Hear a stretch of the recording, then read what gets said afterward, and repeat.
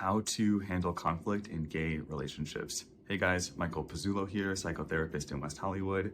So most people don't particularly like conflict, but it is inevitable and it is particularly common in relationships, obviously with intimate partners.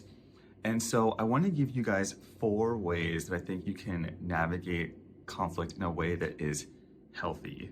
And obviously I want to give the caveat too that if the conflict is any kind of way, violent or concerning, that you don't want to apply these tools to that. But I'm talking more about just like the average run-of-the-mill disagreement that leads to, emotional distance or frustration in a close, intimate relationship. So the first one is get clarity before reacting. So often, we get triggered, we get upset, and we just start responding, defending ourselves, and, the ball's already rolling, but we don't actually know what the issue is. So first thing you want to do is just ask questions. So if someone brings an issue to you, like, I don't know, they thought you were flirting with their friend or something like that, just ask questions before you defend yourself or before you, give your counterpoint. And the reason this is so helpful is it will give you clarity about what actually happened and what's bothering them. And also the act of just asking questions will be so validating for them. It will make them feel like you are curious and you want to understand them. Even if you don't ultimately agree with their perspective, just asking questions can be hugely therapeutic and can diffuse things really quickly, actually. So definitely want to start with that. The second thing would be to make your positive intent clear. So obviously in fights, emotions can get heated, people's feelings can get hurt. You might not walk away from the conflict resolving anything, and that's fine, you can't always do that. But you want to really explicitly articulate that you have positive intent so that your goal is to hear the other person out, negotiate as best as you can, and walk away with something that is mutually satisfying and that you have no intention of hurting them or disrespecting them in any way. And I think it can be really helpful just to say that very explicitly, because in the weeds of an argument, people can get kind of lost and offended and then defensive and then more, offenses happen. And so make it a point to really clearly say, hey, even if we don't agree on this, and even if I am frustrated with you, my intention is that we have a, fulfilling, happy relationships, and I want to work this out. So that can be really healing too and helpful just to sort of set a, foundation that you have positive intention in this dynamic. Third thing would be staying on topic. So I think a lot of times, when someone brings up a point of frustration, it can just, splatter paint into tons of different frustrations and, and this reminds me of this, and then you did this and that thing and da-da-da-da. So I think that makes it, you can't solve 20 conflicts at once, right? B, people feel kind of like they're being bamboozled if you just start to throw other things at them that are irrelevant or they weren't prepared to discuss. But more importantly, I think that you need to stay on a topic so that you can try to solve something. Because if you just start throwing other things out there, you're going to get distracted and it's going to get both of you confused. So you want to really do your best to stay on the task at hand, and anything else can of course be addressed when it's, appropriate or a different time. But do one conflict at a time.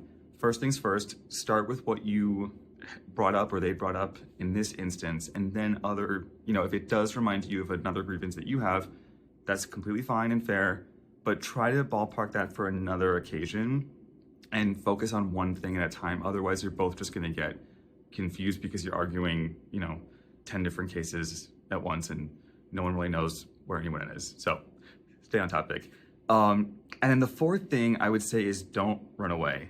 So a lot of people, conflict makes them really anxious. So immediately when they're put on the spot and they're put into the arena, they get overwhelmed, they get nervous, and they just want to run. Either they literally leave, or they just kind of shut down, or they don't talk much, or they do whatever they can to just sort of abandon ship. And while this is perfectly understandable, if you're feeling scared that your fight or flight kicks in and you just want to go, the problem with that is that your partner's going to feel unheard and invalidated. Nothing's going to get resolved. It's going to sort of communicate that you might not be interested in what they have to say. And everything will just kind of fester and you'll have to do it again anyway, right? So do your best to stick it out and stay in the arena. And you can take your time, you can pause, you can breathe, you can even tell them like, this is overwhelming for me, I'm kind of anxious, but just give me a minute. So you can let it be known that it's overwhelming for you to deal with the conflict that's coming up, but do your best to stick it out, because it's gonna have to, show up eventually. At a certain point, you're gonna have to lean in and work through this. But also, you don't want your partner to feel abandoned by you. And if you do get really anxious and overwhelmed by conflict, practicing this will make it so much easier. And you'll start to teach yourself like, hey, I can deal with this, I can get through this, and then it'll be a reparative experience for you. So try to stick it out as best as you can. Obviously, if it's past your window of tolerance and you just, it's too much, you don't want to overwhelm yourself, but see if you can kind of, push yourself a little bit just to stay connected with the person that you're with. So those are 4 ways I think gay men can solve conflict. I really believe in them, and I try not to do anything too formulaic, like I statements, and I don't even know what an I statement is anyway, but it's besides the point. But I think in terms of concepts and paradigms and ways that we can really stay in a conflict and make it successful, rather than like formulaic and kind of clunky and using verbiage that people just don't use and it just sounds inauthentic. So I go by ideas rather than like a specific script. So anyway, let me know what you guys think, if you've used things like this in your own relationships, or there are other ways that you've solved conflicts. Be curious to hear your thoughts. So if you like this kind of content, please subscribe, comment. I so appreciate, seeing all those. I try to respond to as many as I can. And if you want to connect with me directly, I'll put my booking link as always in the description, and feel free to reach out and book a consult. So thank you guys for tuning in, and I'll see you in the next one.